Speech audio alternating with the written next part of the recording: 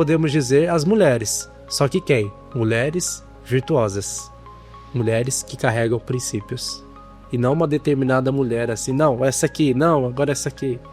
Acho que o único que pode reclamar com Deus é Adão, né? Não teve outra, era aquela. O espírito, nós temos a palavrinha aqui, que no grego tentado é peirazo. E peirazo pode significar tanto provação, para ver se algo é digno de ser aprovado, como tentação. O que vai determinar? É o agente. Se o agente for Deus, é provação. Agora, se o agente for o tentador, aí é tentação. O Espírito, ele não tenta Jesus. Ele leva Jesus para o ambiente da tentação. Porque muitas vezes o ambiente da tentação é o palco que Deus usa para nos provar. Vamos ver se ele vai resistir. Vamos ver se ele vai dizer não. E principalmente dentro de um contexto solitário, porque só está Jesus no deserto. Ele faz outro sinal. Agora é o contrário. A lã vai estar molhada, ou melhor, a lã vai estar seca e a terra molhada. A terra vai estar molhada. Ele acorda no dia seguinte e está assim. Só que qual que é o problema disso? Porque Deus havia falado no versículo 16 que já era com ele. Deus já havia falado no versículo 25, a palavra de Deus, voz de Deus, que já era com ele. E ainda assim ele estava procurando teste. Peraí, se Deus falou que era com ele e ainda assim ele procurou testes, não é sinal de dependência de Deus, é sinal de incredulidade. Então o teste que você pede para Deus, se for da tua vontade, que a chuva ela possa descer aqui. Se for da tua vontade, que o sol ele possa se pôr. Esses tipos de pedidos não é sinal de dependência de Deus. E aí as pessoas começam também a falar, olha, para você alcançar a salvação, você precisa participar de uma campanha para Deus salvar alguém da sua família. Vem nessa campanha, entendeu? E aí a sua família vai ser alcançada. Aí você olha para a palavra e você fala, eu nunca vi Paulo fazer uma campanha de nada. Nossa. Nunca vi nenhum apóstolo, nunca vi isso, mas hoje está lá. Então assim, não é não é aquele monopólio antigo, mas continua monopolizando a palavra, a pessoa, de uma forma, né, inconsciente. Eu não olho, então tudo aquilo que aquela pessoa fala, tá ok. Passa no corredor, porque no corredor você vai ser liberto, como se o processo de libertação fosse só isso. Passa no vale de sal, põe mão, né? E sempre por uma carência da palavra, né? Pelo menos é assim que eu enxergo. Você enxerga assim, que as coisas vão se replicando, né? Eu enxergo, concordo e assino embaixo, pastora. E sabe por que, na minha visão, eles fazem isso? Analisando vai um contexto moderno, até também um contexto antigo, para não só colocar o homem no centro, como também mostrar a preguiça que há no ser humano. Sim. Está no ar o Pode Crer Brasil, porque aqui a fé faz barulho.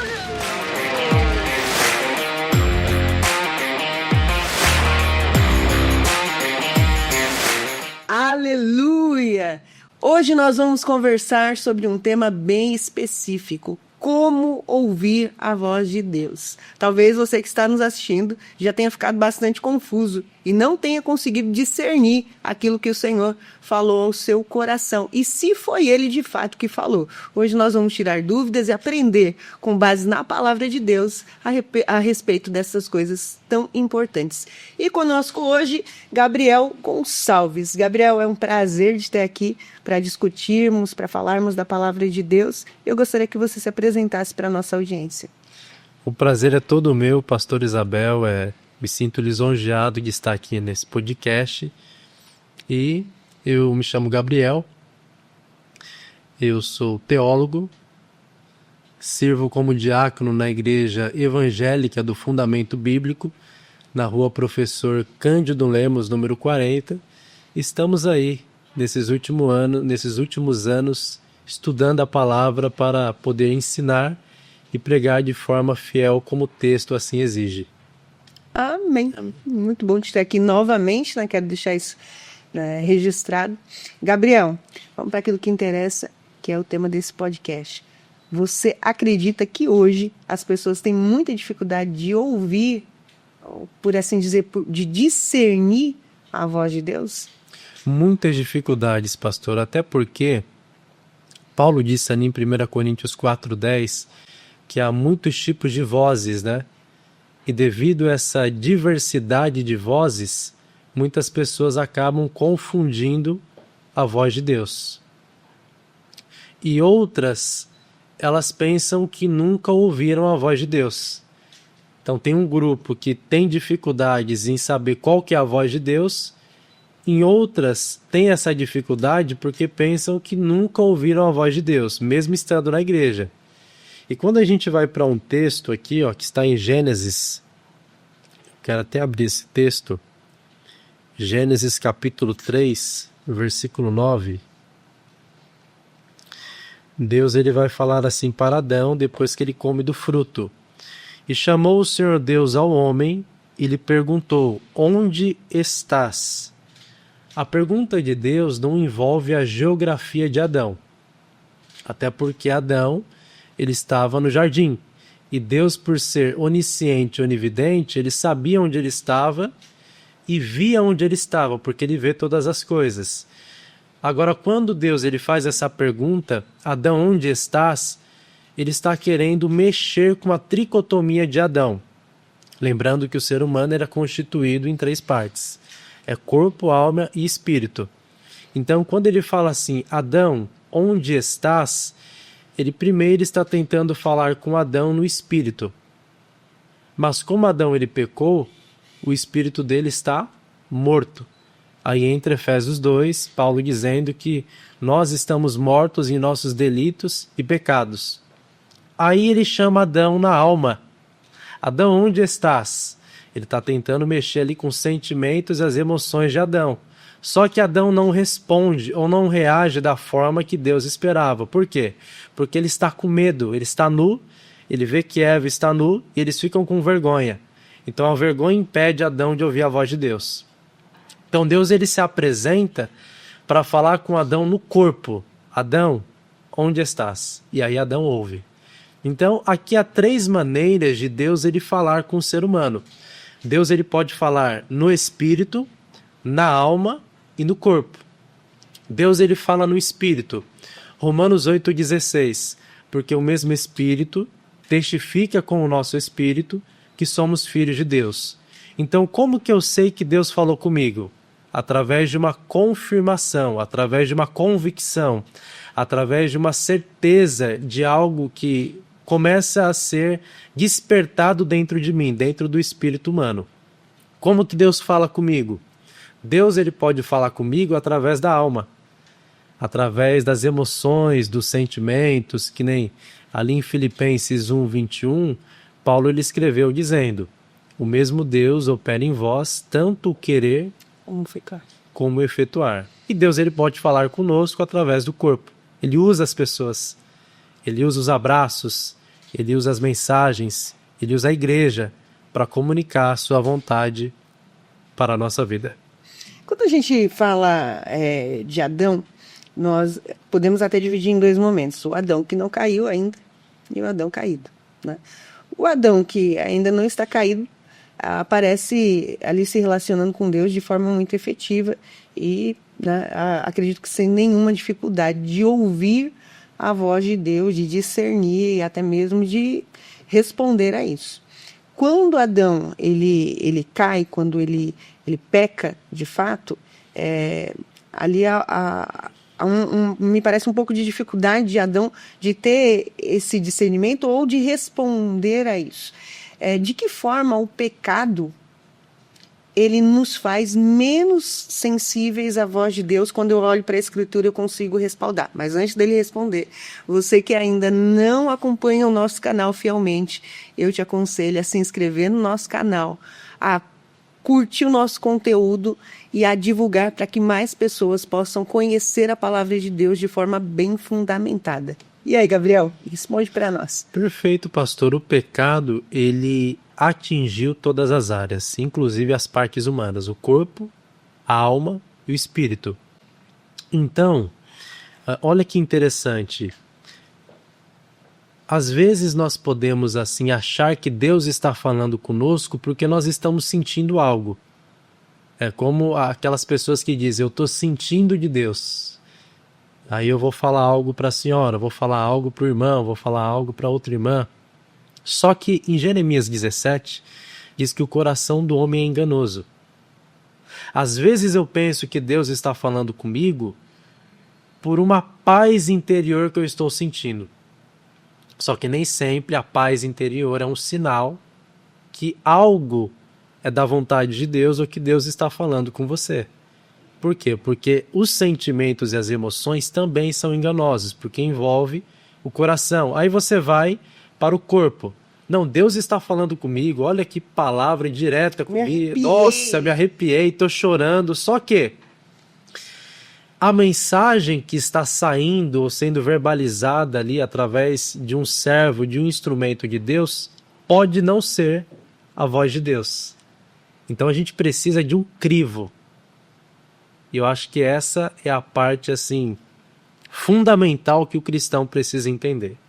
Se todas as partes estão depravadas, influenciadas pelo pecado, e quando eu ouço algo eu preciso de um crivo para determinar é de Deus ou não, qual crivo é esse? Qual crivo? Seria a palavra de Deus? O nosso norteador? A nossa peneira? Perfeito, pastora. Um texto para embasar, para fundamentar aqui esse pensamento, seria 1 João, capítulo 4, versículo 1. João ele escreveu assim, ó: Amados, não deis crédito a qualquer espírito, antes provai os espíritos para ver se eles procedem de Deus, porque muitos falsos profetas têm saído pelo mundo afora. Então, quando João ele usa aqui a palavra espírito, que no grego é pneima, e pneima é uma palavra polissêmica, ou seja, ela tem mais de um significado. Ela pode significar o espírito humano, o Espírito Santo, como em Romanos 8,16. Ela pode significar e falar de seres espirituais, como os anjos, Hebreus capítulo 1, versículo 14. Não são esses anjos ministradores enviados para auxiliar aqueles que hão de herdar a salvação? E também, espírito pode significar uma influência espiritual que leva a pessoa a falar algo. E aqui que entra a voz. Porque João diz que não existe um espírito. Ele vai dizer, examinai, ou melhor, provai os espíritos. Ele joga para o plural.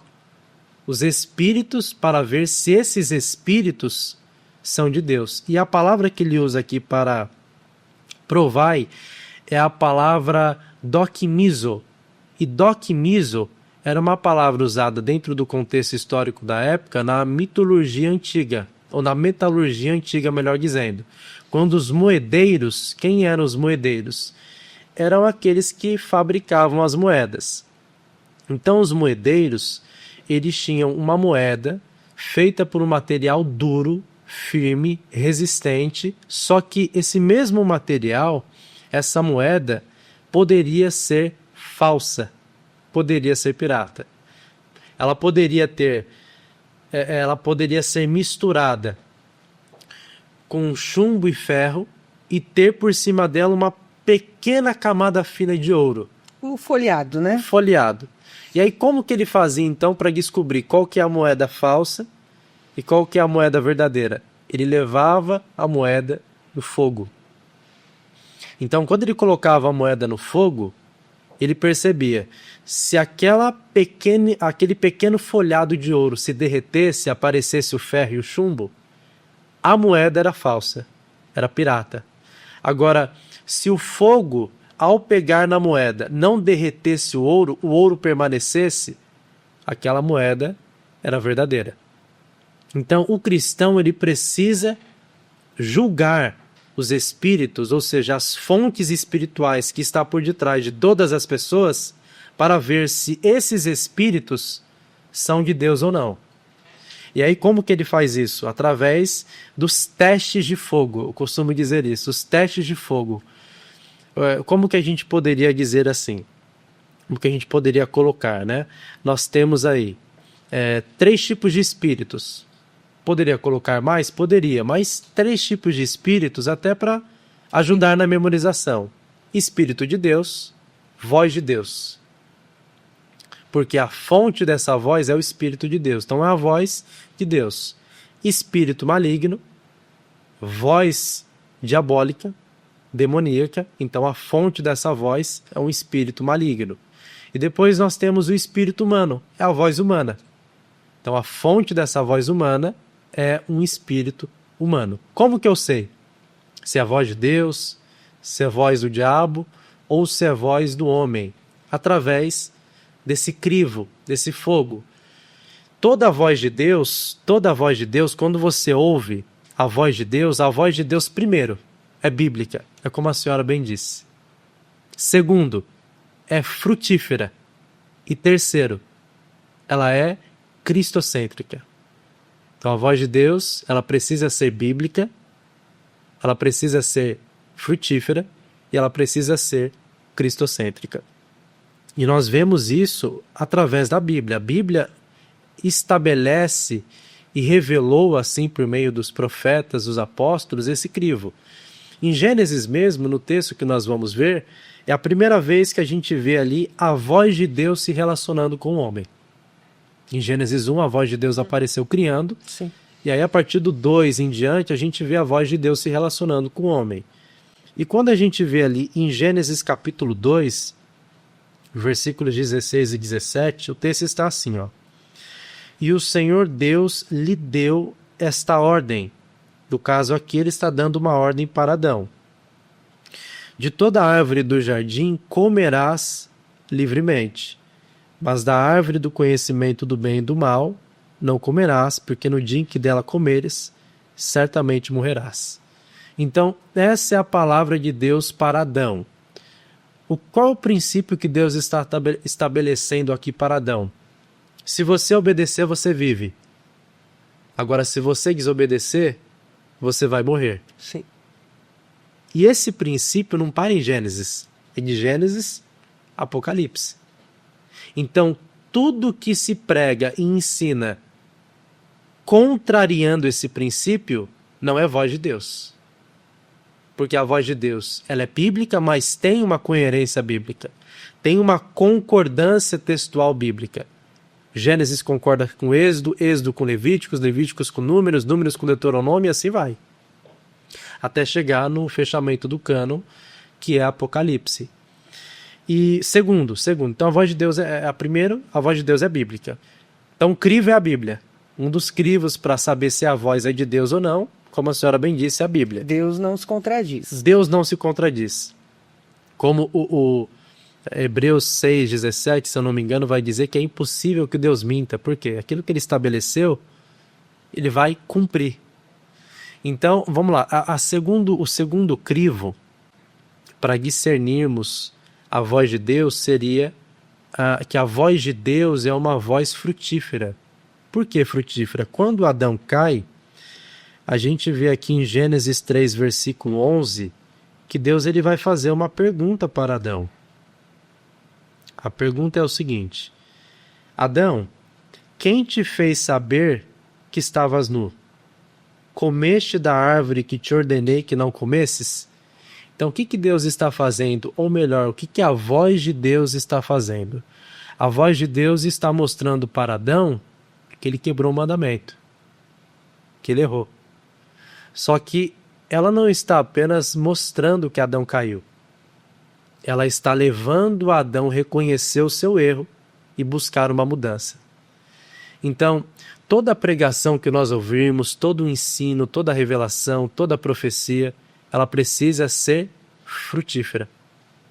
Ela precisa não apenas apontar os erros da pessoa, e não no sentido assim só de pecado, mas em todas as áreas da vida. Por exemplo, a voz de Deus pode se manifestar em uma pregação, em um ensino, mostrando aonde que aquele pai precisa melhorar. Qual o erro que eu estou cometendo? Então a pessoa, ao ouvir a pregação, a voz de Deus, a primeira coisa que ela vai perguntar: eu estou errando aqui. Ou ela vai afirmar: eu estou errando aqui. E a partir daí é um recálculo de rota, né? É um recálculo de rota, porque aí aquela mesma voz que está mostrando que aquela pessoa, aquele pai está errado, aquilo que ela está fazendo que é errado, aquilo que ela está deixando de fazer, um pecado aí por omissão, os pensamentos equivocados que ela tem, essa mesma voz vai levar essa pessoa para um recálculo, como a senhora muito bem disse, de rota. Ou seja, não, preciso mudar. Eu preciso ser um pai melhor. Área profissional. Aonde que eu estou pecando como um profissional? Estou pecando aqui. Tá, o que eu preciso fazer? Preciso mudar. Preciso melhorar. Adão, onde estás? Como esposo, eu estou falhando aqui. O que eu preciso fazer? Eu preciso melhorar aqui, nesse ponto. Eu preciso me arrepender de fato. Então a voz de Deus, ela leva o ser humano a não só reconhecer o seu pecado, como despertar dentro dele essa urgência. Ou seja, consola, conforta e edifica. Perfeito. Não é? Perfeito. É o que Paulo disse ali. Tem esses 3 aspectos, né? 3 aspectos. Então aí você entra que a voz de Deus é uma voz frutífera. E o terceiro, a voz de Deus é uma voz cristocêntrica. Por quê? Do versículo 15 ainda do capítulo 3, olha o que Deus vai falar. E o seu descendente, ou seja, o descendente da mulher, este te ferirá a cabeça e tu lhe ferirás o calcanhar. Ou seja, Deus está falando que o descendente da mulher é Cristo, que vai ferir a cabeça da serpente, que vai destronar o império das trevas, que vai mostrar para o império das trevas que quem tem o domínio é ele, quem tem o controle é ele, quem tem o poder é ele, a ele honra, a ele glória, a ele louvor. Então, o que é a voz de Deus cristocêntrica? Não é só você ver que aquele texto é bíblico. Não é só observar que aquele texto, ao ler, você viu, estou pecando aqui. Preciso mudar. Mas perceber que você só vai mudar, você só vai se arrepender se Cristo te ajudar. Por isso que Paulo disse ali em Gálatas 3:24 que a lei serviu como um tutor que nos guiou até Cristo. Então, a salvação vem de Cristo. Cristo é a porta, Cristo é o caminho, Cristo é o mediador. Sem Ele, nada somos, nada fazemos, nada conseguimos. Chegou num ponto bom, né?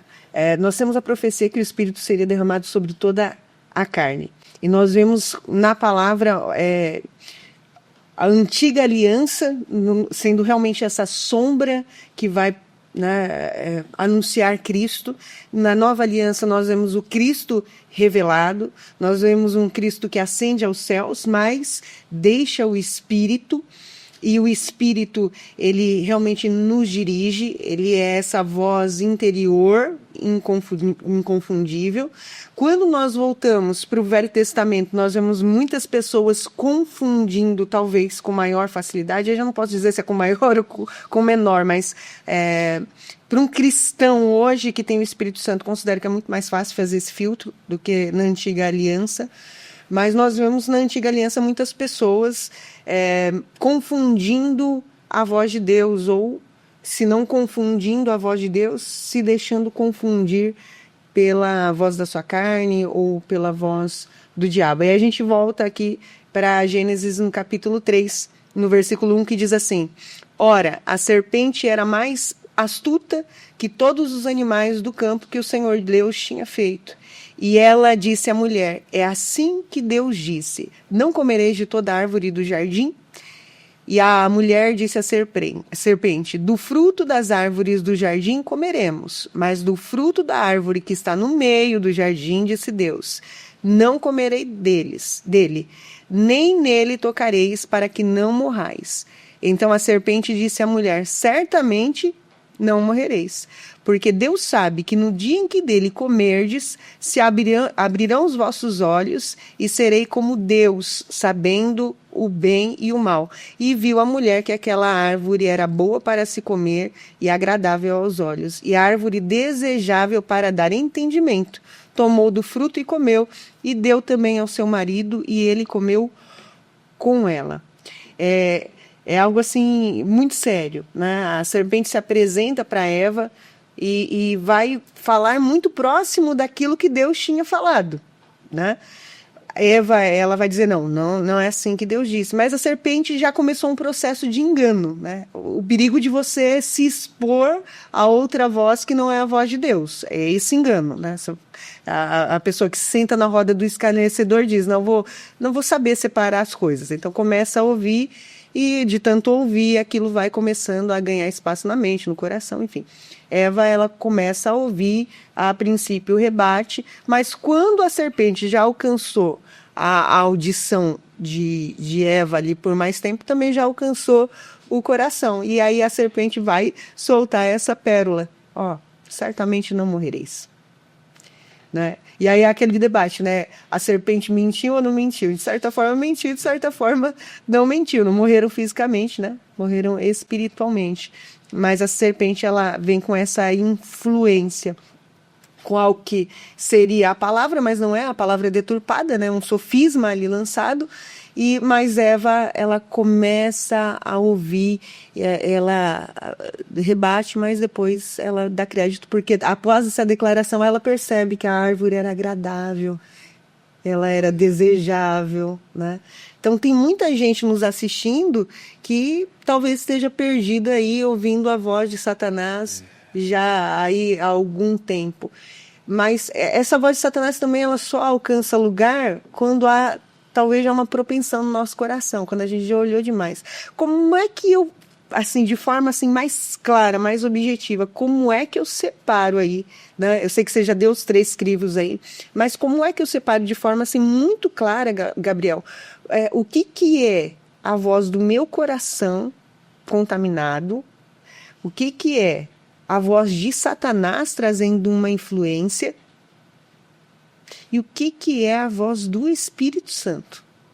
Olhando para esse texto aqui. Perfeito. Nesse texto aqui, a gente vai conseguir enxergar aqui, primeiro, o critério que eu estabeleci no início, que a voz de Deus é bíblica. E aqui a gente está observando uma contradição bíblica entre duas vozes. A voz divina, se você comer, você morre. A voz do diabo, se você comer, você não morre. Então existe uma contradição aqui.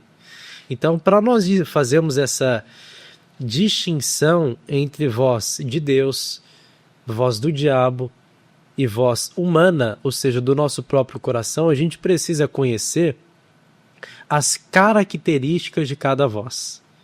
Então, acho que ficou bem definida a questão da voz de Deus de ser uma voz bíblica, que tem coerência com a Bíblia, coerência textual e também frutífera, que mostra o erro, mas leva o homem à mudança. E também cristocêntrica, que coloca Cristo ali no meio. Agora, essa é a característica da voz de Deus. E a voz do diabo? Quais são as características da voz do diabo?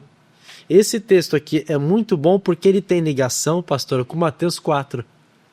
Quando Jesus, que veio para ser a voz de Deus física aqui na Terra, a gente vê esse mesmo confronto direto entre a voz de Deus e a voz do diabo. E permita-me que eu leia aqui Mateus capítulo 4, fazendo até uma ligação com Gênesis. Nós vamos observar aqui as características da voz maligna, do espírito maligno, né? O versículo 1 diz assim: a seguir, foi Jesus levado pelo Espírito ao deserto, para ser tentado pelo diabo. E depois de jejuar 40 dias e 40 noites, teve fome. Então o tentador, aproximando-se, lhe disse, olha que interessante, dá uma pausa aqui. Jesus ele foi levado para o deserto, para o ambiente da provação ali, pelo Espírito. Não foi o diabo que levou. Sim. Então quem levou foi o Espírito. E ali o Espírito, nós temos a palavrinha aqui, que no grego tentado é peirazo. E peirazo pode significar tanto provação, para ver se algo é digno de ser aprovado, como tentação. O que vai determinar? É o agente. Se o agente for Deus, é provação. Agora, se o agente for o tentador, aí é tentação. O Espírito, ele não tenta Jesus. Ele leva Jesus para o ambiente da tentação. Porque muitas vezes o ambiente da tentação é o palco que Deus usa para nos provar. Vamos ver se ele vai resistir. Vamos ver se ele vai dizer não. E principalmente dentro de um contexto solitário, porque só está Jesus no deserto. E outra questão também que é digna de ser assim dita é que Jesus, ele estava no deserto. E como que era o culto de Jesus? Jesus, ele estava jejuando 40 dias e 40 noites. Se ele estava jejuando, fazendo uma inferência lógica, ele orou. Então tinha jejum e tinha oração.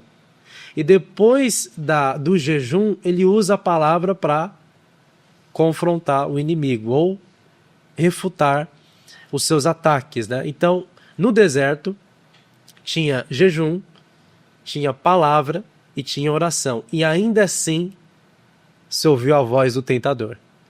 Então, em muitas igrejas, infelizmente, pastora, tem jejum, tem oração, tem palavra, mas ainda se ouve a voz do tentador. E o tentador só foi embora porque Jesus abriu a Bíblia e usou o texto bíblico dentro do seu contexto. E Jesus, ele vai nos ensinando aqui.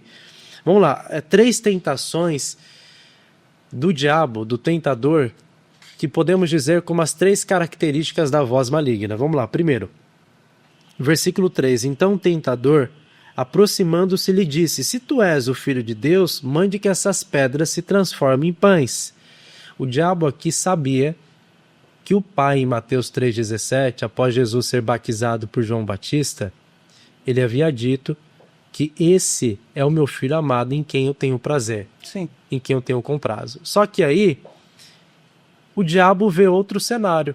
Jesus sai das águas, vai para o deserto, não está comendo, está em um cenário de escassez, e ele fala: se tu és o Filho de Deus, mande que essas pedras se transformem em pães. Ou, em outras palavras, se tu és o Filho de Deus, será que você é filho de Deus mesmo? Será que você é salvo mesmo? Tanta coisa aí acontecendo na sua vida, não é? Tanta coisa. Você é crente e está acontecendo tudo hoje, Tá nesse acontecendo cenário isso. de hoje, né? Você... E aqui que entra, pastor, a teologia da prosperidade. A teologia da prosperidade não começou nos Estados Unidos, começou no deserto. A teologia da prosperidade não começou com William Canyon, ali entre o século XVIII para o século XIX, começou com Satanás, com o tentador. Então, qual que é a ideia da teologia da prosperidade? Se eu sou filho de Deus, eu não posso passar fome. Se eu sou filho de Deus, eu não posso passar sede. Se eu sou filho de Deus, eu não posso passar por dificuldades, por necessidades. Se eu sou filho de Deus, a conta não pode estar pela metade, tem que estar cheia. Se eu sou filho de Deus, eu não posso andar desanimado, eu tenho que estar sempre com ânimo lá em cima. E aí Jesus, ele responde: não é bem assim. O que ele vai dizer? Aí ele vai dizer no versículo 4, Jesus respondeu: o que? A teologia da prosperidade. A voz maligna: nem só de pão viverá o homem, mas de toda a palavra que procede de Deus. Ou seja, o que define a minha vida espiritual não é o quanto de dinheiro que eu tenho na conta. Não é se eu tenho muito pão ou pouco pão, mas sim quem está me sustentando nos desertos da vida. Isso é o que me define. Então, primeiro, a voz de Deus, ela procura soluções imediatas. Acho que essa é a primeira característica. A segunda característica da voz de Deus, na continuação do texto, vai estar assim, ó. Versículo 5. Então o diabo levou a cidade santa e o colocou sobre o pináculo do templo. E lhe disse: se és o Filho de Deus, atira-te abaixo, porque está escrito: aos seus anjos ordenará o teu respeito, que te guardem, e eles te sustentarão nas suas mãos para que não tropeces em alguma pedra ou em nenhuma pedra. Segunda característica da voz maligna, da voz do diabo, é que ela usa texto fora do contexto. É um perigo. É um perigo. É o que a senhora leu em Gênesis 3, quando o diabo, a serpente, falou para a mulher: se você comer desse fruto, você não vai morrer. Sendo que, na verdade, foi uma omissão. Foi uma omissão, porque eles poderiam tocar ali no fruto que eles não poderiam comer. E aí ela parte dessa premissa e faz uma interpretação ali totalmente... Descaracteriza, né? Descaracteriza tudo, pastora. E aí, o que o diabo está omitindo aqui? Ele está citando o Salmo 91, versículos 11 e 12, que diz que aos teus anjos dará ordem ao teu respeito para te guardar em todos os seus caminhos, para que não tropeces em seu pé em pedra. Então, o que ele omitiu? Para te guardar em todos os seus caminhos. Ou seja, esse é o centro do Salmo 91. Por quê? A proteção de Deus só vem para quem está andando nos caminhos dele. Não garante para quem não está andando. E o diabo, ele omitiu aqui. Ele queria que Deus, ele fizesse ele queria que Jesus, melhor dizendo, fizesse um teste com o Pai. Se eu sou o seu filho mesmo, ordene os seus anjos aí. Para quando eu me lançar desse monte, os seus anjos vão me assegurar, vai me proteger. Tanto de gente que tá fazendo esse tipo de prova sem nenhum cabimento, sem nenhuma base bíblica, não é brincadeira, né? Eu sei que isso ainda tem um terceiro aspecto, mas é até no casamento. Né? Os jovens hoje, não todos, né? Mas é o teste. Se ela vier com a camiseta de tal cor, é ela a prometida. Isso não tem crivo bíblico nenhum, né? É uma coisa que você olha e fala, meu Deus, isso aqui que tá fazendo? Não, se a cor do cabelo for assim, se for assado, sem crivo nenhum na palavra, né? Distorcendo verdades, distorcendo coisas. Que se for a minha prometida, vai ter paz no meu coração. Aí a prometida é toda atrapalhada, toda mundanizada. É complicado, né? As pessoas não submetem muito a palavra. Elas moldam Deus segundo a sua imagem, segundo a semelhança, né? Tipo, Deus criou o homem e formou do jeito dele. Então agora a gente cria Deus, a gente cria a vontade de Deus. E qual que é a vontade de Deus? É a minha vontade. É só o espelho da minha vontade, não é? Nossa, é isso mesmo. E a senhora falando agora, eu me lembrei de uma história, conta-se a história de um jovem que queria casar, só que não sabia se aquele namoro era a vontade de Deus. Então o que ele fez? Ele estava caminhando à beira do rio e ele viu ali no rio uma madeira chegando à superfície das águas. Ele pegou aquela madeira e falou assim, Senhor, se for da tua vontade que eu me case com essa minha namorada, para mim casar com essa namorada, eu vou pegar 3 pedras e eu vou atirar. Se acertar, é a tua vontade. Aí a história diz, pastora, que ele pegou a pedra, colocou assim, a madeira em uma distância que ele conseguisse acertar e conseguiria ver. E aí ele pegou a pedra e atacou. A primeira vez ele errou. Pegou a segunda pedra e atacou a segunda. Errou também. Aí na terceira vez ele pegou a pedra, se aproximou bem pertinho assim da madeira e atacou e acertou. Aí ele falou, pronto, essa é a vontade de Deus. Aí mais pra frente perguntaram, você não acha que você forçou a vontade de Deus aí? Ele falou, não, porque se Deus não quisesse que eu casasse com a minha namorada, ele iria fazer com que eu caísse daquele barranco. Então muitos cristãos... A minha mão ia necrosar, ia cair, né? E muitos cristãos, pastoras, fazem isso tentando descobrir aí a voz de Deus, a vontade de Deus, com base na passagem de Gideão. E ali, olha que interessante a análise dessa passagem. Ali em Juízes, o personagem é Gideão. Sim. Em Juízes capítulo 6, os versículos 36 a 40, Gideão faz um teste com Deus. 2 testes. O primeiro teste, Senhor, se for da tua vontade, contextualizando aqui para os nossos dias, que a gente lute contra os midianitas e assim vença, e eu seja ali o meio, o instrumento que o Senhor vai me usar, vamos fazer o seguinte. Eu vou pegar um pouquinho aqui de orvalho, ou melhor, de lã, um pouquinho de lã da eira, e eu vou colocar no meio da terra. Se eu acordar no dia seguinte e aquela lã estiver molhada e a terra seca, o Senhor é comigo. Aí ele acorda no dia seguinte, está assim. Ele faz outro sinal. Agora é o contrário. a lã vai estar molhada, ou melhor, a lã vai estar seca e a terra molhada. A terra vai estar molhada. Ele acorda no dia seguinte e está assim. Só que qual que é o problema disso? Porque Deus havia falado no versículo 16 que já era com ele. Deus já havia falado no versículo 25, a palavra de Deus, voz de Deus, que já era com ele. E ainda assim ele estava procurando teste. Peraí, se Deus falou que era com ele e ainda assim ele procurou testes, não é sinal de dependência de Deus, é sinal de incredulidade.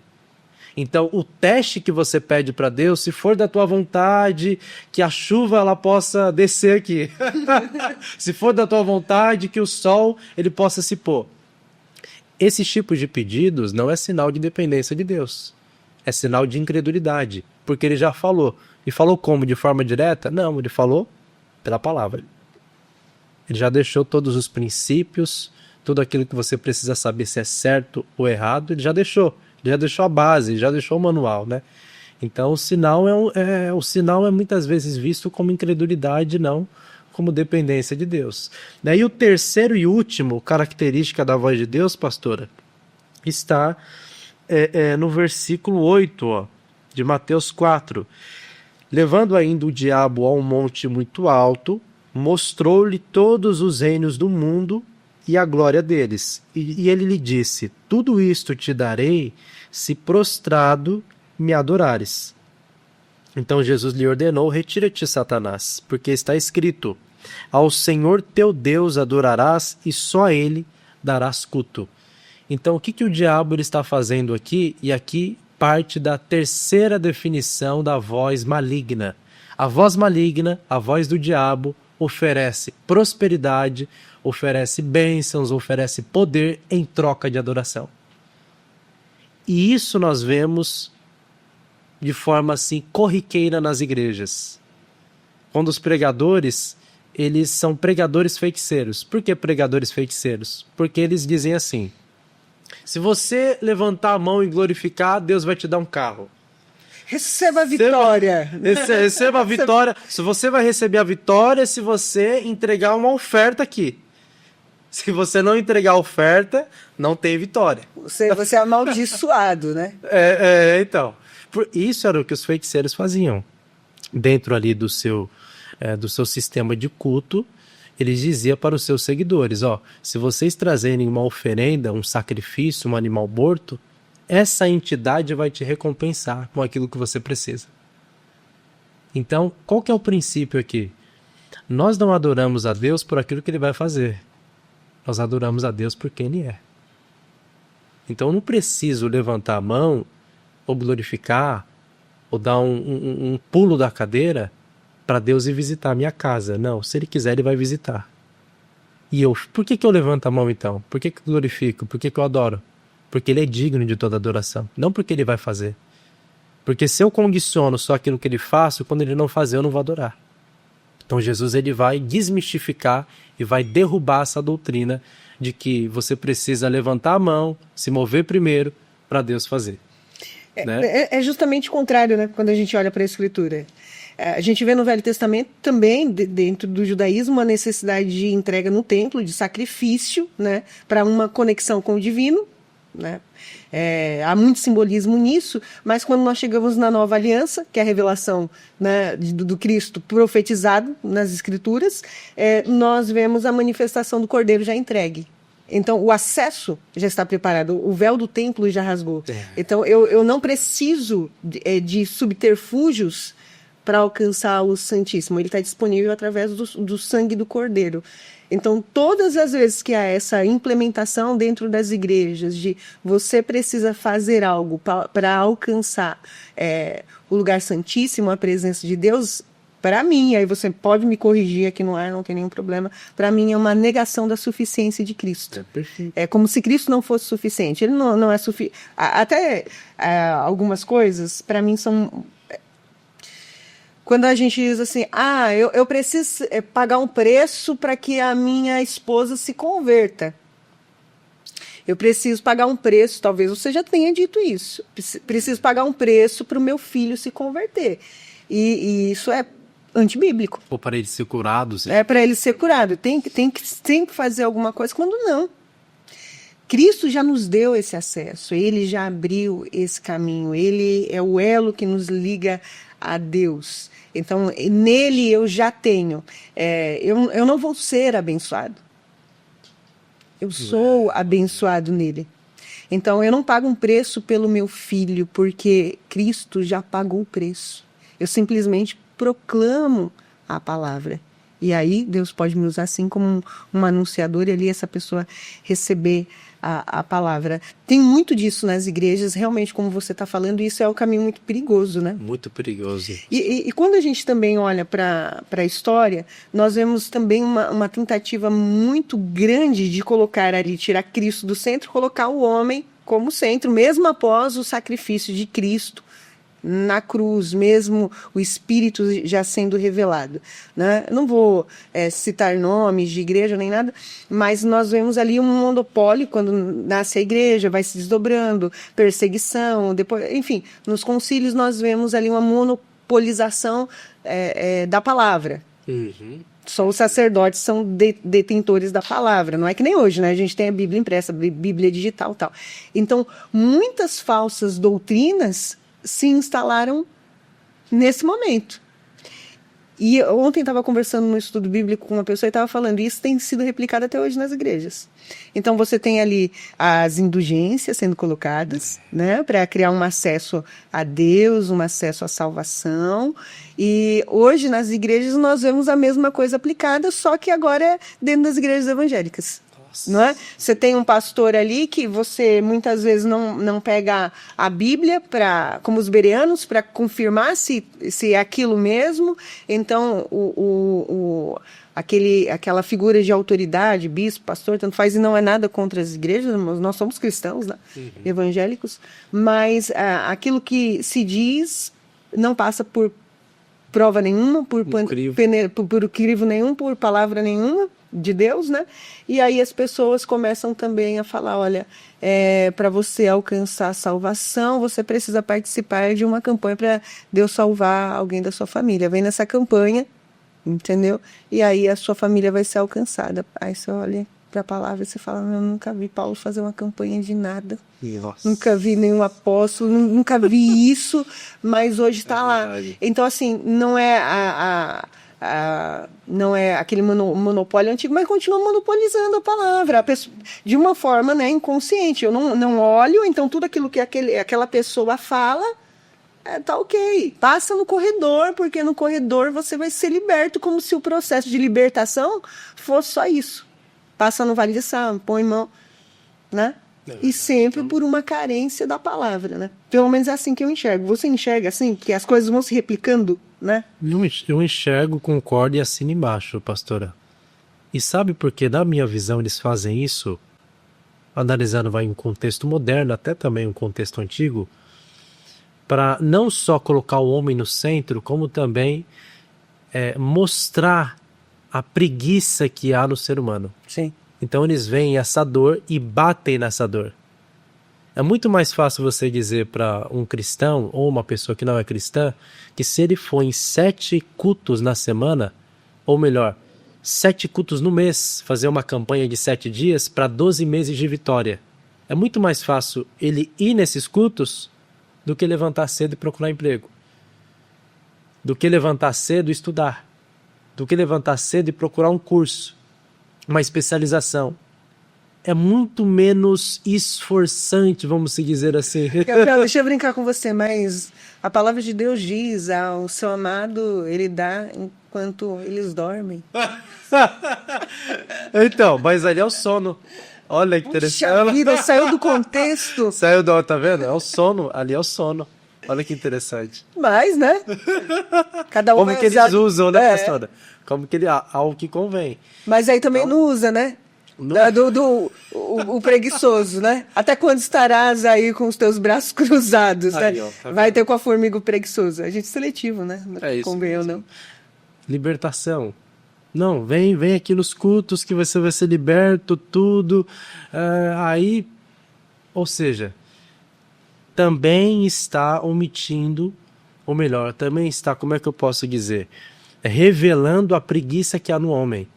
Porque a libertação não basta você estar no culto, existe todo um processo psicológico, neurológico, que vai ali, através do esforço daquela determinada pessoa que sofre com determinado vício, a alcançar a sua libertação. Mas não, é mais fácil você comparecer em um culto e aí você vai ser liberto. Ou não, se você estiver aqui nesses eventos, você vai receber o poder de Deus. Essa conferência aqui, se você estiver, o poder de Deus vai se manifestar, você vai ser cheio do Espírito Santo. Mas espera aí. Quando a gente lê a Bíblia, principalmente no início da história da igreja, em Atos ali, a gente vai ver que em Atos 3, Pedro e João subiam ao templo para orar todos os dias a hora nona, às 15 horas da tarde. Atos capítulo 6, eles oraram. Atos capítulo 1, eles oraram antes de escolher os apóstolos, ou melhor, quem iria substituir Judas, né, que no caso foi Matias. Atos 4, eles estavam orando e aí moveu-se o lugar em que eles estavam reunidos. Atos 12, Pedro está na prisão, eles estão orando. Então, hoje, eles perceberam, esses líderes, a dor do público, que é a preguiça, e aí eles trouxeram um gatilho, o gatilho da recompensa. Então você não precisa se esforçar tanto. Basta você ter fé e comparecer nos cultos, com algum sacrifício, claro, uma moeda, senão nada vai acontecer, e aí essa pessoa vai receber o que ela está pedindo, o que ela está buscando, né? E entra muito aí. Pastor, até a senhora citou também algo muito interessante, que é quando a igreja começou a colocar o homem no centro. E olha que interessante, Deus, ele fala a verdade, mas o diabo também fala. Sim, é verdade, verdade. O diabo fala a verdade. E quando ele fala a verdade, o intuito não é confrontar como Deus, é colocar o homem no centro. É inflamar o ego do homem. Que nem ali em Atos 16 a gente vê Paulo e Silas estavam indo ali para a casa de Lídia. Sim. E ali diz que por muitos dias uma jovem adivinhadora, ao olhar para eles, dizia: estes são os servos do Deus Altíssimo que vos anunciam o caminho da salvação. É verdade, eles são servos de Deus. É verdade, eles estão anunciando o caminho da salvação. Só que não foi um dia só. Por isso que Paulo teve o discernimento de espíritos ali. Peraí. Ela está sendo usada por uma fonte espiritual maligna. Por quê? O diabo, a voz maligna, ele sempre vai querer enaltecer o homem. Esse aí, que unção você tem, hein? Prega, hein? Prega muito, hein? Prega. Olha que sabedoria, que poder. Não, se você não pregar aqui, as coisas não vão acontecer. Então aí é uma verdade a primeira vez, é uma verdade a segunda vez, é uma verdade a terceira vez, e continua sendo verdade as outras vezes. O problema é que, de forma repetida ao ouvir isso, o pregador e o cantor, ele vai pensar que é a última bolacha do pacote. E aí o diabo conseguiu tocar onde ele queria tocar, no orgulho, na altivez, na vaidade, e aí que ele consegue derrubar um instrumento de Deus que foi levantado, não para que ele seja reconhecido, mas para ser um meio de colocar Deus no palco, sair do palco e colocar Deus no palco e ele ficar só nos bastidores, né?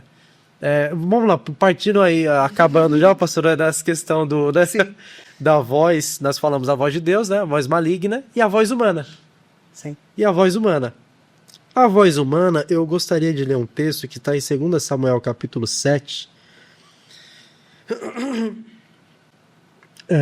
versículo 2.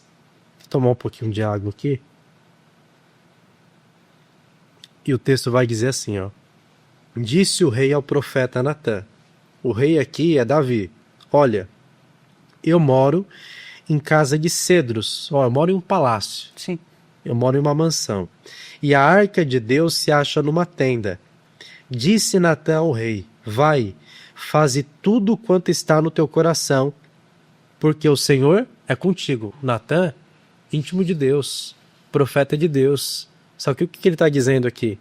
Faze conforme está no seu coração, conforme a voz humana está falando no seu coração. Só que aí, olha o versículo 5.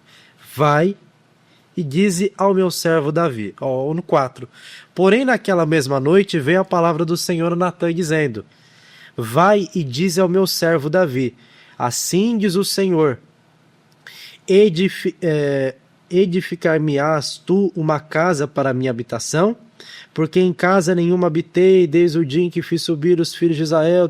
Ou seja, na continuação do texto, Deus ele vai falar assim para Natan: Natan, Davi não vai edificar uma casa para mim. Tá errado. Então por que Natan ele falou para Davi edificar uma casa? Porque ele sabia que Davi era o rei escolhido de Deus, um homem segundo o coração de Deus. E às vezes nós somos movidos a falar algo ali para a pessoa porque sabe que essa pessoa é de Deus. Não, faz isso mesmo, vai dar certo. Não, às vezes a coisa não é nem maldosa, nem pensada, né? Não é nem pensada. Em questão também, a voz humana aparece muitas vezes baseado no conhecimento empírico da pessoa. Então a pessoa ela fala algo para outra, não porque Deus falou, não porque ela leu a palavra. Ela fala com base na experiência que ela teve. Quer ver um exemplo? Vixe, eu já ouvi muito isso quando era mais novo. Não precisa... o meu sonho sempre foi ser professor de teologia, pastor. E aí, no início, assim, saindo da escola, os meus tios me falavam, esse caminho não vai dar muito certo, você vai ganhar pouco dinheiro, faz um concurso. Aí, o que parecia humano começou a se tornar divino.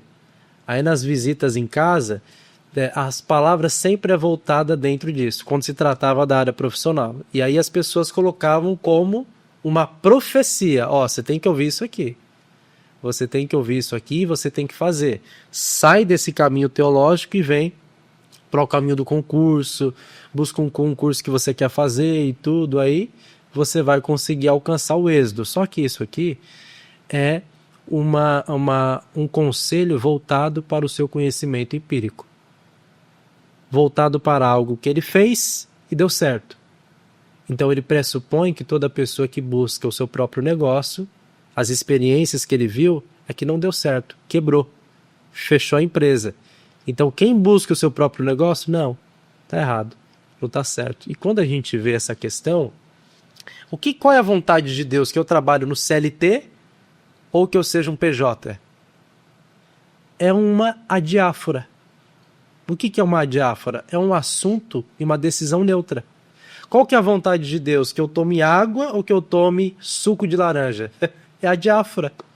Qual que é a vontade de Deus? Que eu compre um carro, uma Lamborghini ou uma Ferrari? É a diáfora.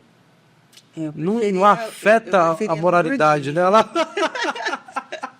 Não afeta a moralidade e a ética, né? Sim. E as escolhas são baseadas visando o seguinte princípio: isso aqui fere a palavra? Isso aqui fere o mandamento de Deus? Aí sim, eu preciso tomar uma decisão baseado nos mandamentos de Deus. Eu acho que esse... então, já que você chegou nisso, vamos lá. Então, Deus não escolhe esposa para ninguém? Não escolhe. Pai, você que está assistindo aí, está falando, Deus, olha, prepare e envia. Tanto é que lá em Deuteronômio, ele fala, se eu não me engano, no 18, quando o povo está para entrar na terra de Canaã, ele fala assim, vocês não podem se relacionar com as moabitas, com as cananeias, porque essas mulheres adoravam outros deuses. E eles fazem justamente aquilo que Deus falou para eles não fazer, eles se relacionam. Não escolho para vocês quem é, mas escolho quem não é, viu? esse povo... Mas e Rebeca? Isso, perfeito. E Rebeca? Eu ia citar Rebeca. E a Rebeca? Eu ia citar Rebeca, pastora, na questão no teste. Ou seja, não observe os testes, não faça testes, observe as virtudes. Porque Abraão falou para possivelmente Eliezer, que era o seu servo, né? Vai até a casa dos meus pais e ali você vai trazer uma mulher, tome uma mulher dos meus pais que não sirva os outros deuses. Não pode ser cananeia, tá vendo? Baseado no princípio. De novo, eu sei quem não é, né? Baseado no princípio. E ali, quando Eliezer ele chega, ali em Gênesis, acho que 24, se eu não me engano, Eliezer, ao observar as características e as virtudes de Rebeca, ele diz, essa é a que o Senhor escolheu. Então, Deus escolhe, sim, podemos dizer, as mulheres. Só que quem? Mulheres virtuosas. Mulheres que carregam princípios. E não uma determinada mulher assim, não, essa aqui, não, agora essa aqui. Acho que o único que pode reclamar com Deus é Adão, né? Não teve outra, era aquela ou aquela. É verdade. Gabriel, o papo tá gostoso demais, né? Quando a gente olha para as escrituras, eu sou uma pessoa apaixonada e pelo jeito você é extremamente apaixonado também pela palavra. Então nós ficaríamos horas aqui falando da palavra de Deus. Fato é que no passado muitas pessoas se confundiram, né, achando que estavam ouvindo a voz de Deus e estavam ouvindo vozes de demônios, as vozes da sua própria alma. Né? Isso também continua acontecendo hoje, mas hoje nós temos o Espírito Santo e nós temos os dons do Espírito, né? para nos ferramentar. Aí. Acho que isso torna a nossa caminhada muito mais fácil do que na antiga aliança. Né? Hoje eu olho e vejo pessoas que realmente andam debaixo de uma preguiça muito grande, não querem abrir as escrituras, não querem conhecer. Por isso, pela falta de conhecimento, estão fadadas ao erro. Né? Pessoas que vivem de rede social, pessoas que têm os seus gurus. Né? Sou crente, é uma bênção, mas os profetas nada mais são para eles do que videntes. Né? Não se lançam cartas na mesa, mas se escolhem profetas de estimação. Vou lá naquela igreja porque tem um profeta. Pessoas que assistem o culto, ao final do culto não lembram a palavra, mas lembram que Deus disse que abriria uma porta através do profeta, e não que Deus não fale através dos seus profetas. Mas é muito triste o cenário de hoje, onde as pessoas realmente desconhecem a voz de Deus. Quando eu olho para o Velho Testamento, eu vejo ali Samuel, né? Ele ouve o chamado de Deus. Samuel, Samuel. Ele levanta, ele vai falar com Eli, você me chamou? Ele fala, vai deitar, tal. Até que ele entende, é Eli que entende, que é Deus que está chamando Samuel, orienta Samuel e diz, olha Samuel, quando você ouvir de novo, você vai dizer, fala que teu servo ouve, é Deus falando com você. Então, enquanto eu sou bebezinho na fé, né, eu preciso de orientação. Mas chega uma hora que eu cresço, que eu já estou ali há 1 ano, 2 anos, que é hora de levantar, pegar a Bíblia e começar a ler. Para que o Espírito Santo, a partir disso, comece a me nortear. E quando eu olho para esse cenário de Samuel, eu vejo isso se repetindo, mesmo a gente tendo ali os dons do Espírito, mesmo nós tendo a palavra disponível. E aí eu quero te perguntar para a gente ir encerrando. Por quê? Mesmo nós tendo o Espírito Santo derramado, nós tendo aí a palavra revelada e disponível, há tanta resistência no homem de andar no caminho certo e de buscar as verdades espirituais, mesmo tendo o Espírito? Isso é uma mensagem, a gente não está falando para quem é descrente, é para o crente. Não é para o ateu, é para o cristão. O que a senhora falou muito profundo, é para quem já tem o Espírito Santo, né? E eu acho que entra muito na questão que a gente estava tratando aqui da preguiça. Então, as pessoas buscam aquilo que é imediato, aquilo que dá resultado de forma imediata, aquilo que vai exigir menos esforço delas, aquilo que vai exigir mais um pouco de esforço, porque ler a Bíblia é um esforço. Procurar o contexto da Bíblia, com mais esforço. Procurar estudar a Bíblia, mais esforço ainda. Quanto mais esforço, mais distante eu fico da palavra. E eu acho que o cristão, ele não deve ser guiado pelas suas emoções, pelos seus sentimentos. O cristão, ele deve ser guiado pela palavra. Não é o que eu sinto, o que a palavra manda eu dizer. E a palavra diz lá em João 17, versículo 3. prosseguis, ele vai dizer assim, é João 17:3. O texto, olha, até esqueci aqui, hein? Fugiu da memória. Não tem problema. Deixa eu ver aqui, pastora. E a vida eterna é esta, que conheçam a ti como único Deus e a Jesus Cristo, a quem tu enviaste. É o que está reverberando do que saiu em Oséias 6:3. Conheçamos e prossigamos em conhecer o Senhor. Então, quando você, dentro de uma igreja, consegue abafar as outras vozes, que não é a voz de Deus, e colocar a voz de Deus no centro, no púlpito, no palco, pronto. Não só o pregador vai ser transformado, como as pessoas vão ser transformadas. Não só o pregador vai querer ler a Bíblia, como também as pessoas vão querer ler e estudar a palavra. Mas a Bíblia precisa ser o centro. Mesmo que dê preguiça, mesmo que eu esteja com dor, a Bíblia precisa ser a primazia de tudo. A última, para a gente ir para um bate-bola rápido. Gabriel, a voz de Deus confunde? A voz de Deus confunde? Não. A voz de Deus não confunde. Mas a voz de Deus traz confusão? Não. Estabelecendo assim esses princípios, não. Quer ver, ó? Na minha visão, não. Porque assim, vamos lá. Se a voz de Deus, ela traz confusão, né? Aqui dentro, não. Aqui dentro, não. Mas aqui? É que aí você partiria de outras vozes, né? Porque vamos supor, se você já tem o crivo, você sabe quando é a voz de Deus ou não. Agora, se você tenta ir muito para os seus sentimentos, você acaba caindo aí num equívoco, né?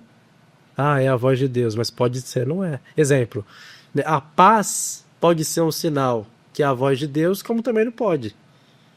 O pessoal usa muito... Não dá para usar só que a paz é o árbitro do coração e parar aí. Não, porque até dentro desse contexto, Paulo está falando ali para pessoas que estão brigadas uma com as outras na igreja. Ele vai dizer, a paz de Deus é árbitro nos vossos corações, ou seja, é suficiente para reconciliar vocês que estão distantes. Então, é mais uma paz coletiva do que individual. Mas Deus, ele pode sim colocar uma paz no nosso interior como sinal que ele está conosco em certas ocasiões, mas nem sempre. Exemplo, Saul se sentiu muito bem quando ofereceu sacrifícios, até ouvir a voz de Samuel. Herodes se sentiu muito bem ali, com prazer, quando estava tomando a mulher do seu irmão, até ouvir o João Batista. Então a paz fica até que momento? Tá vendo? Sansão também, até os filisteus chegarem. Até os filisteus chegarem, olha, é verdade, é interessante. Mas quando a gente olha para a palavra, é que eu saio um pouco do contexto para brincar. Às vezes a voz de Deus, ela traz uma confusão, não aqui, não em relação à sua autenticidade, mas em relação a conflitos que a gente acaba vivendo por obedecer a palavra, né? Quando a gente olha para muitos, né? Eu vou falar de Estevão. Estevão, a palavra não confunde. A palavra não é dúbia. Né? Ela, nesse sentido, também não traz confusão. Mas quando a gente se submete à palavra, a gente também tem que estar preparado para certa confusão, porque o bichinho foi apedrejado, né? Isso é verdade. Entendeu? É verdade, perfeito. Vai muitas vezes contra aquilo que parecia óbvio, né? Sim. Peraí, a morte? Não, Deus quer a vida. É que a senhora falou. Como assim? Não, eu vou ser apedrejado agora, Senhor, sendo que a sua voz quer que eu pregue o evangelho? Só que agora não é momento de pregar.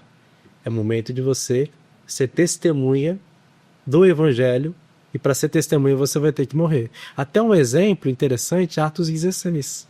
Paulo quer pregar o evangelho. Exato. Na Ásia. É legal pregar o evangelho? É ordem pregar o evangelho? Mas o Espírito o impeliu a pregar em Macedônia. Naquele momento, o evangelho não deveria ser pregado na Ásia, mas sim na Macedônia. Então, até no óbvio, aí entraria outro assunto, porque entraria na questão da vontade preceptiva, que já está revelada na Bíblia, e a vontade soberana de Deus. Entra aquela oração, se o Senhor quiser, eu vou. Aí entra a submissão. que é uma vontade que a gente desconhece, que muitos cristãos querem conhecer através de profecia, de revelação, só que Deus é soberano, Deus não revelou essa vontade, Deus revelou a palavra preceptiva, aquilo que já está explícito na Bíblia, né? Agora, se eu vou sair daqui e eu vou chegar na minha casa com a minha esposa, eu não sei. Eu não sei. Se eu vou sair daqui e daqui a pouco eu vou estar estudando, eu não sei.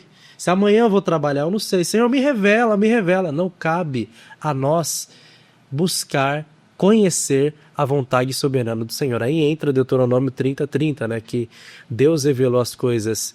Deuteronômio 29:29. Deus, ele revelou ali, ele nos deixou a conhecer as coisas reveladas. Agora as encobertas pertencem a ele.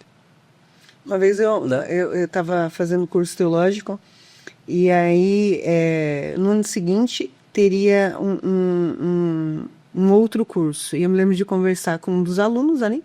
Falei assim, olha, se o Senhor permitir, eu farei.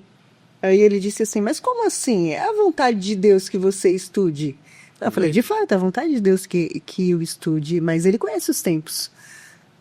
Há tempo para todas as coisas. Então, a vontade dele é soberana sobre a minha vida. Eu tenho que discernir a vontade dele.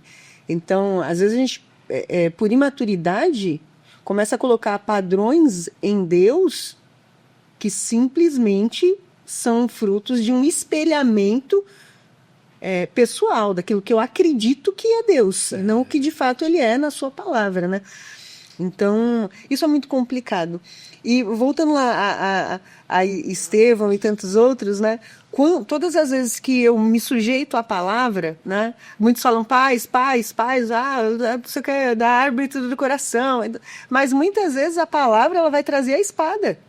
É isso mesmo. Não, o confronto vai dividir ali relacionamentos. E eu tenho que ser maduro para quê? Para conhecer a palavra e através da palavra, através do Espírito, através de todos os filtros que você colocar aqui, ter esse discernimento para não ficar perdido. Talvez você que está assistindo aí esteja se sentindo perdido porque falta para você a base que é a palavra de Deus. Eu enxergo sim Deus como o nosso Senhor, como o soberano. Mas quando eu olho para Cristo nos ensinando a respeito do Pai Nosso, assim que vocês vão orar, Pai Nosso, então eu quero que eu enxergo muito mais do que o Pai Nosso. A vontade de Cristo que a gente se relacione com Deus como Pai, como nosso Abba. Porque uma coisa é eu conhecer um Senhor, que é meu dono. Outra coisa é ter intimidade com o Pai.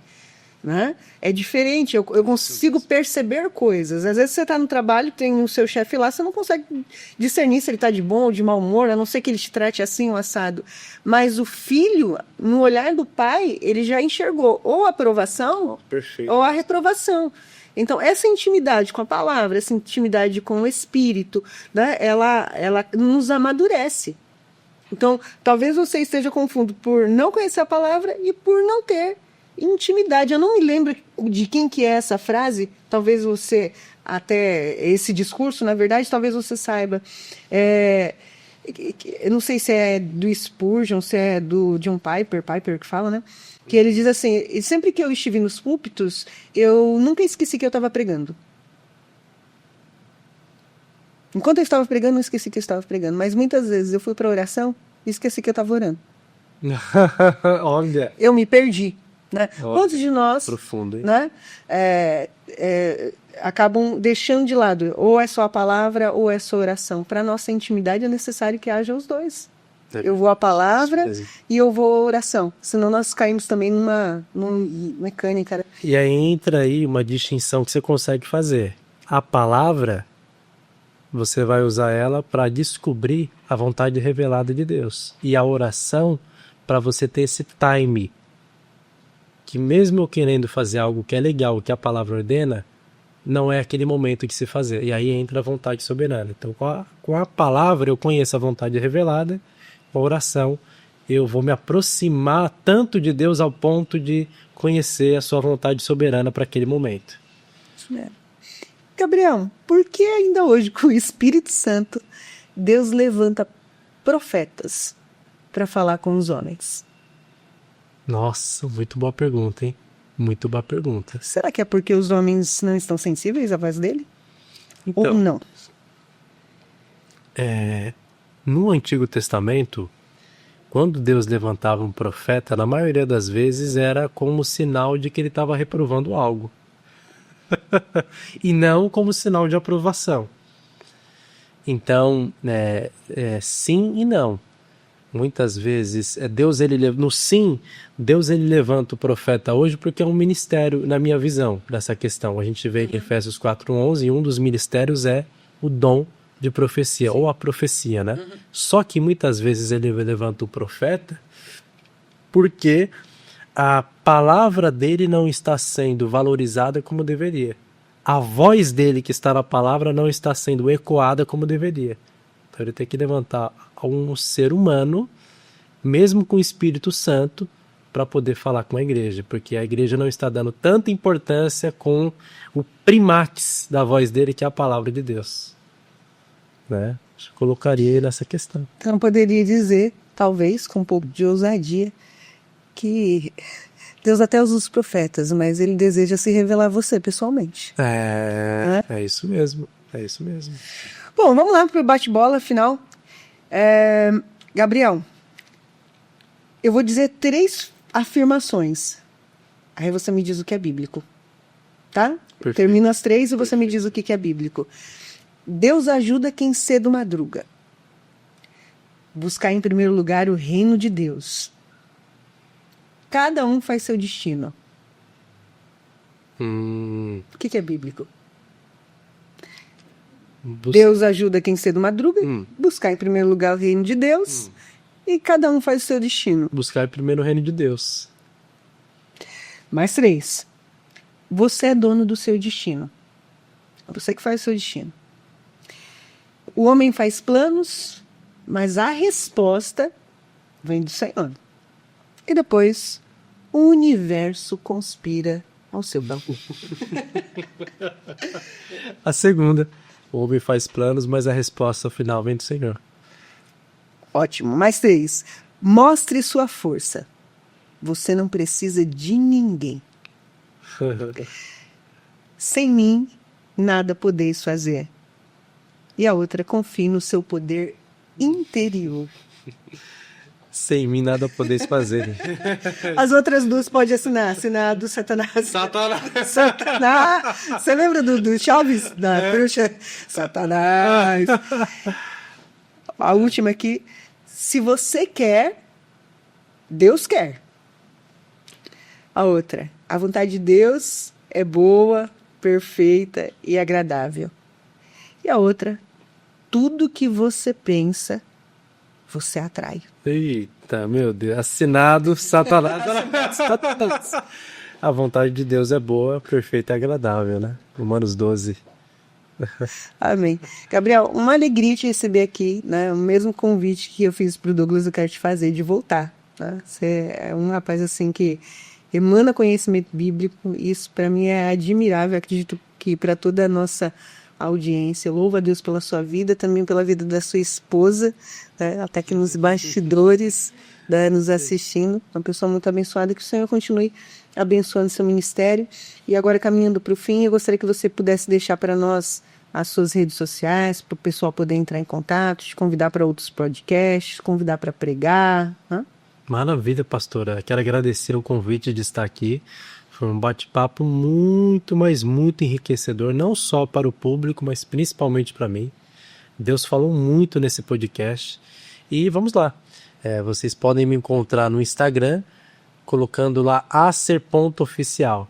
Acer.oficial, que é o nome do seminário que eu estou dando aula, né? E no WhatsApp, nós temos aí o número 119-6656-8850. O seu Instagram? Acer.oficial. Acer.oficial. Acer.oficial.